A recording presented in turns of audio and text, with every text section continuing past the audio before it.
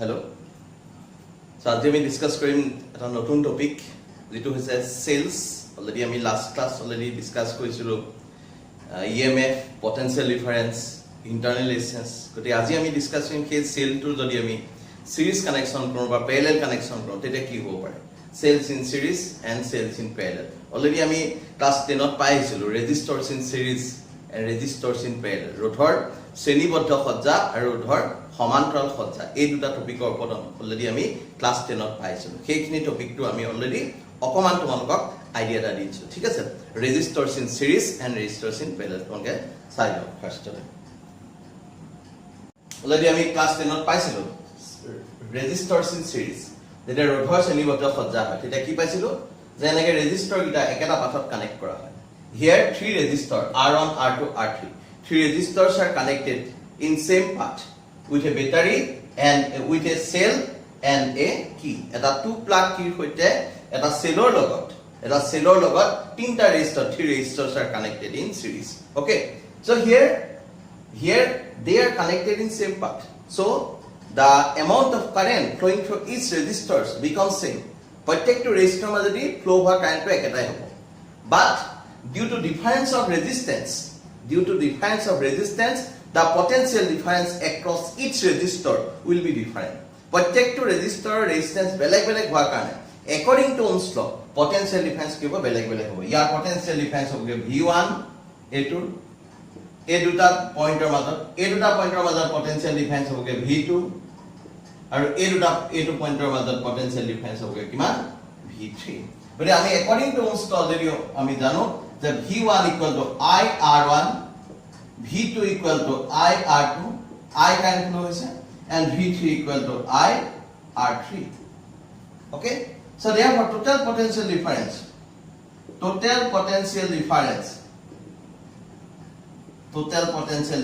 of the circuit that is potential drop that is V equal to আমি already জানো according to Ohm's law V equal to IR means R equivalent resistance যেটা series connection থাকে এটা equivalent resistance কিমান হ'ব পাৰে so here I R equivalent equal to this is V means total potential so total potential is গোটেই resistor কিটাৰ যেটো potential হ'ব সেই potential difference to গোটেই resistor কিটা প্লাস কৰিব লাগিব that means V1 plus V2 plus V3 V equal to V1 plus V2 plus V3 okay এটা আমি অলরেডি জানো V1 মানে হচ্ছে IR1 V2 মানে IR2 V3 মানে IR3 সো এফালে পালো আমি I R equivalent ঠিক আছে গতিকে আমি I টো কমন লব পাৰিম so R1 plus R2 plus R3 এফালে I টো যদি কমন লও তাহলে R equivalent তো I টো কমন ললো I cancel but R equivalent equal to R1 plus R2 plus R3 so this is the combination of resistance in series connection গতিকে আমি series connection total যেটো resistance এই total resistance তো হবে R equivalent equal to কিমান পালো R1 plus R2 plus R3 ঠিক আছে গতিকে এনেকা যদি আমি n টা resistor যদি series connection কৰো having equal resistance for n resistors R equivalent কিমান হ'ব R1 plus R2 plus ... Rn for n equal resistor so n different resistor for equal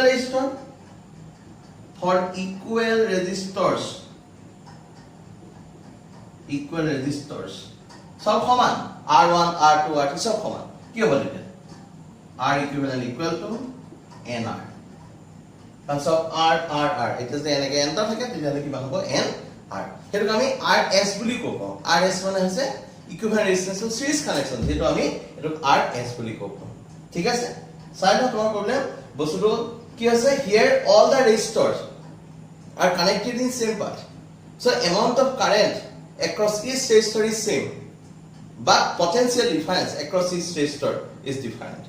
potential difference কিবা বেলেগ হ'ব এটা আমি ইয়াত এটা কথা গম পালো এই সিরিজ কানেকশনত সাধাৰণতে ৰেজিস্ট্যান্স কি যে বাঢ়ি গৈছে ৰেজিস্ট্যান্স বাঢ়ি যোৱাৰ কাৰণে amount of current to give ultimately কমি গৈছে ঠিক আছে this is the resistance in series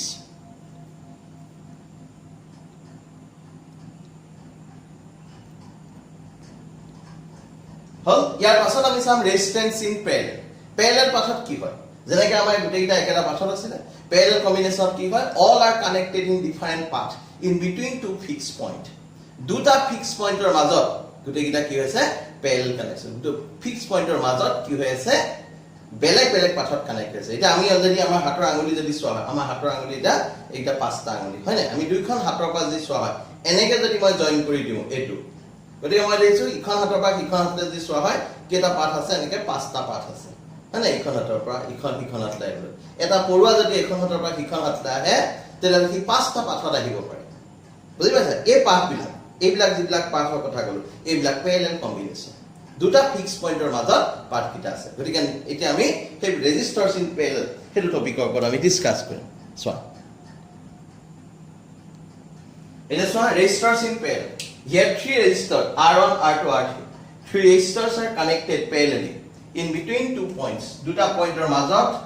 এই ৰেজিস্টৰ কিটা parallelly connect কৰা হৈছে এটা ব্যাটাৰি কানেক্ট কৰিছো পটেনশিয়াল ডিফাৰেন্স আছে V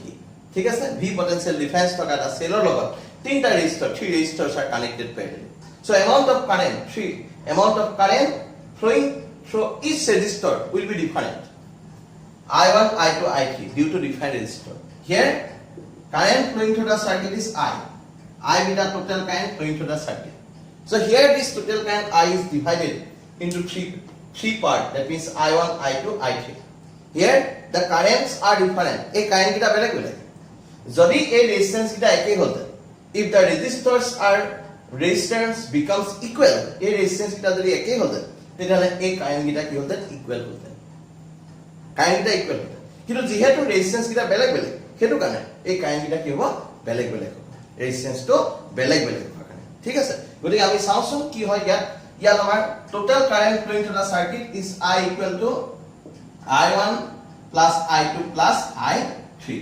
ঠিক আছে so according to Ohm's law we know so V equal to IR according to Ohm's law V equal to IR এটো যদি আমি জানো ঠিক আছে ইয়াত প্ৰত্যেকটো পাথৰ ৰেজিস্ট্যান্স বেলেগ বেলেগ হোৱাৰ কাৰণে কাৰেন্ট বেলেগ বেলেগ হৈছে so total current I is divided into three parts I1 I2 I3 so this I equal to V by R equivalent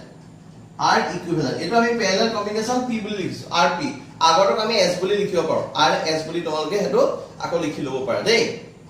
so I1 means year potential difference এই দুটা পয়েন্টৰ মাজত এটো সাপোজ A পয়েন্ট এটো suppose B point A আৰু B মাজৰ potential difference V so this I1 equal to V by R1 plus I2 equal to V by R2 plus I3 equal to কিমান হ'ব V by R3 ঠিক আছে so V by RP equal to V by R1 plus V by R2 plus V by R3 গতে V একেই গল so 1 by RP equal to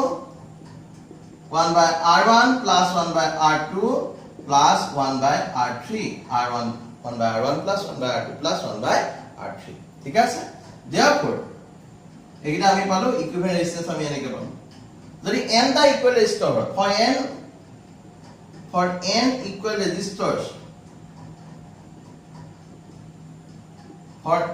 resistors R1 equal to R2 equal to Rn equal to R then Rp equal to কিমান হ'ব R by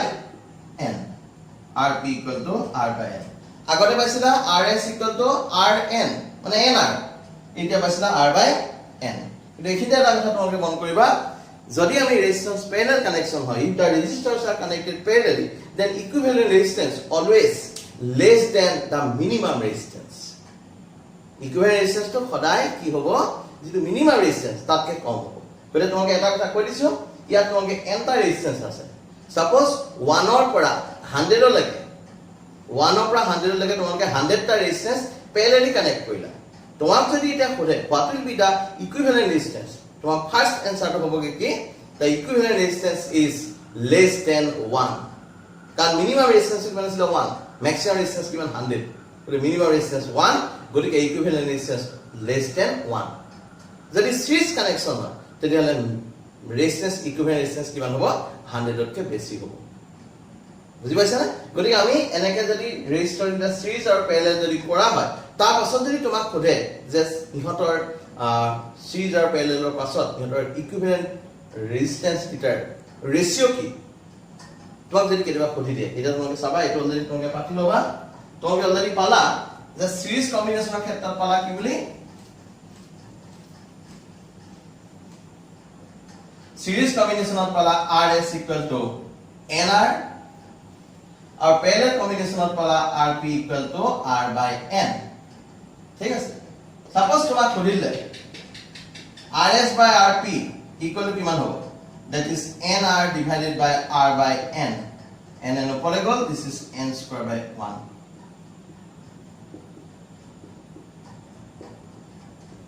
RS by RP is equal to N square by 1 ratio to किमान होगा N square is to 1 ঠিক আছে গটিকে এইবিলাক চাবা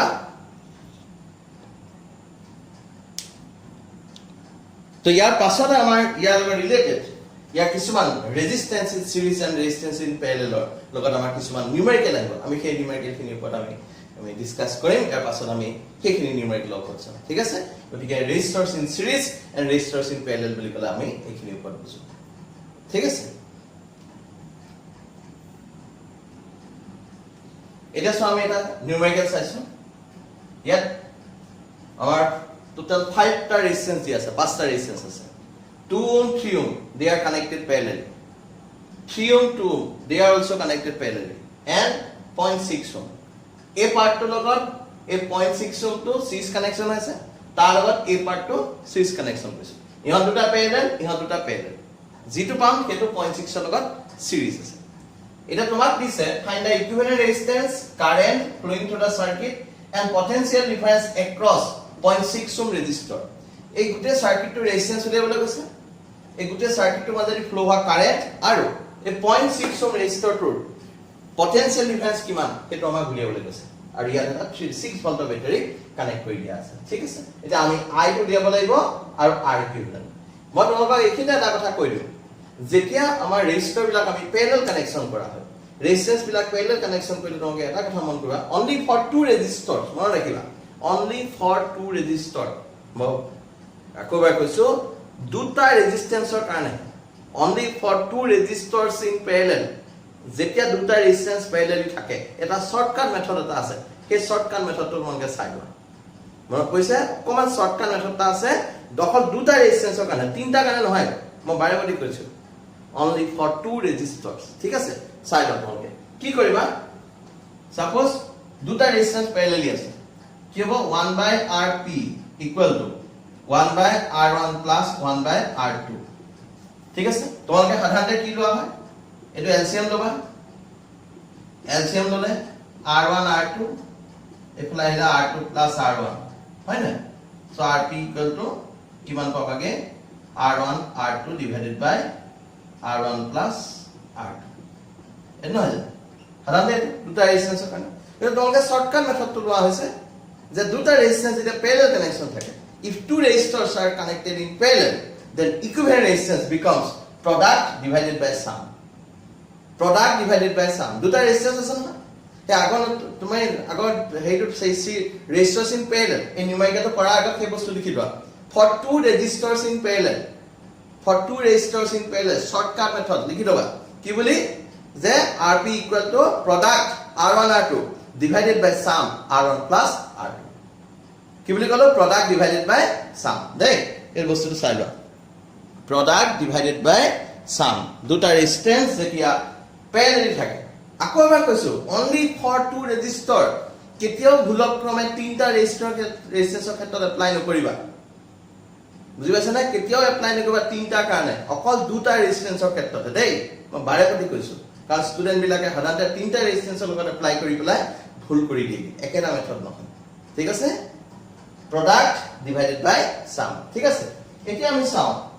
এই পাৰ্টটোৰ ওপৰত বেস কৰি পেলাই আমি এই অংকটোলৈ আমি যাওঁচোন এই অংকটোত ফাৰ্স্টত আমি কি উলিয়াব লাগিব ৰেজিস্ট্যান্স উলিয়াব লাগিব মহাই দিছো দেই চাবা এই দুটা কি আছে প্যাৰালেলত আছে আমি এই দুটা নাম দিলো R1 R2 R3 R4 R5 তোমাকে নাম দিলো R1 R2 R3 R4 R5 R1 R2 parallel হয় না গতিকে ফার্স্ট RP1 ফার্স্ট পার্ট মানে rp কি হয়েছে মানে rp এটা কাম করব এটা r1 আৰু r2 আছে নহয় আমি এটা এনেকে লিখছো r12 শৰ্টকাট r12 বুলি লিখছো মানে ইহত দুটা ৰেজিস্ট্যান্স মানে ইহত দুটা প্যারালালি আছে গতিকে প্রোডাক্ট ডিভাইডেড বাই সাম গতিকে প্রোডাক্ট হলে 2 into 3 divided by 2 plus 3 কিমান হবগে 6 by 5 that means 1.2 ohm 6 by 5 হল হে r3 টো আছে হেটো আছে r3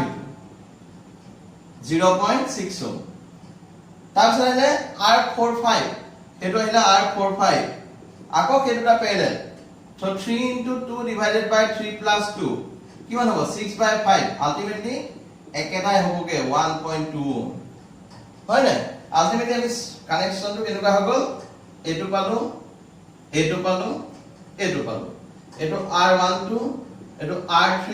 এটো r45 হয়নে r12 r3 r45 এটো r45 টো কিমান আছে কিমান পালা r12 1.2 r3 0.6 r45 1.2 এই গুটেইটা আলটিমেটলি কিহত পালো সিরিজত পালো therefore equivalent resistance r equivalent equal to r12 plus r3 plus r45 that means 1.2 plus 0.6 plus 1.2 ultimately আমি কিমান পাম that is 3 ohm equivalent resistance 3 ohm মানে তোমাক এটা খুদিছে কারেন্ট কিমান খুদিছে অলরেডি পটেনশিয়াল সরি রেজিস্ট্যান্স তো পাই গলা কারেন্ট ফর্মুলাটো কি আছিল v equal to ir so v equal to ir current কিমান হ'ব I equal to v by r equivalent v হৈছে 3 r equivalent 3 that means 1 ampere v3 r3 1 ampere next is the potential difference across r3 potential difference so v3 equal to I into r3 কারণ ইয়াৰ মাজেদি I current গৈছে I into r3 I হৈছে 1 r3 হৈছে 0.6 that means 0.6 volt that is the answer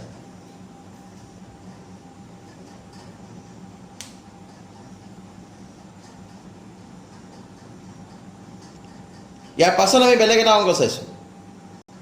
next এই কোৱেশ্চনটো চোৱা ইয়াৰ equivalent ৰেজিস্ট্যান্স দিব লাগে a আৰু b মাজত ইকুইভেলেন্ট ৰেজিস্ট্যান্স এটা হৈছে লেটাৰ ক্যাপিটাল A সাধাৰণতে ক্যাপিটাল A লেটাৰটো ফৰ্ম হতে তোমাক যদি জুইচলা কাটি দিয়ে ক্যাপিটাল A লেটাৰটো ফৰ্ম কৰিব কাৰণে তোমাক কেইডাল জুইচলা কাটি লাগিব 5 ডাল জুইচলা কাটি লাগিব বুজি পাইছা না আমাৰ জুইচলা কাটি 5 ডাল লাগিব গতিকে প্ৰত্যেক ডালৰ ৰেজিস্ট্যান্স হৈছে 10 ওহম কে দিয়া আছে 5 ডাল ৰেজিস্টাৰ আছে প্ৰত্যেক ডাল ৰেজিস্ট্যান্স 10 ওহম গতিকে আমাৰ ইকুইভেলেন্ট ৰেজিস্ট্যান্স বুলিছে A আৰু B গতিকে A আৰু B ৰেজিস্ট্যান্স উলিয়াব কাৰণে তোমালোকে এই তলফালৰ পৰা যাব নালাগে কি কৰিবা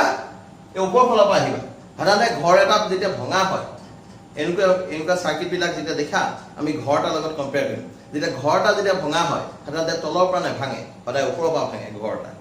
বুজি পাইছা নে আমি মূধচৰ পৰা ভাঙিব লাগিব এই ওপৰ ফালৰ পৰা ভাঙি আহিব লাগিব ওপৰ ফালে চোৱা ইহত দুটা সিৰিজ নে প্যাৰালেল এটো লগত এটো সিৰিজত আছে এই দুটা সিৰিজ 10 আৰু 10 সিৰিজ হৈ আছে 10 আৰু 10 সিরিজ হলে কিমান হ'ব 20 হ'ব হয়নে গতি আমি পাথটো যদি সোৱা হয় এই ৰেজিস্ট্যান্সটো এনেকুৱা ধৰণৰ হৈছে এটো আছে নহয় এই ওপৰৰ পাৰ্ট দুটাৰ পৰা যেটো পাম ৰেজিস্ট্যান্স এটো হৈছে এটো 20 এটো তোমালকে নাম দিয়া r1 r2 r3 r4 r5 r2 আৰু 3 সিরিজত আছে r23 equal to r2 plus r3 that means 10 plus 10 equal to 20 ohm eto 20 ohm ei yaar logot eto a part eto banan hoy 20 ohm he 20 ohm to a r4 logot ki hol ase eto 10 ohm eto logot eto ki hol ahibo parallel hobo buji paisa na ihot duta parallel hole kiman hobo r23 logot r4 to parallel তেতিয়া লিখিম r23 into r4 divided by r23 plus r4 বুজি পাইছা নে এই 23 মানে এটো r23 R to মানে কিমান 20 into 10 divided by 20 plus 10 200 by 30 that means 20 by 3 এটো কিমান পালো R 234 20 by 3 হল ইহত গিটাৰ পৰা এ দুটাৰ পৰা পালো আমি কিমান 20 by 3 তাৰ পিছত আমি কি পালো এটো এ পাৰ্টটো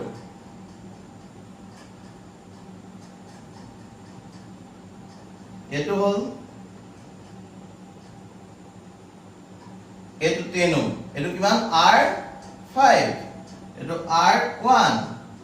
10 ওম এটো R234 কিমান পাছে না 20 by 3 20 by 3 এই গুটে গিটা series so R equivalent equal to R1 plus R234 plus R5 কিমান হবগে 10 plus 20 by 3 plus 10 গটিকে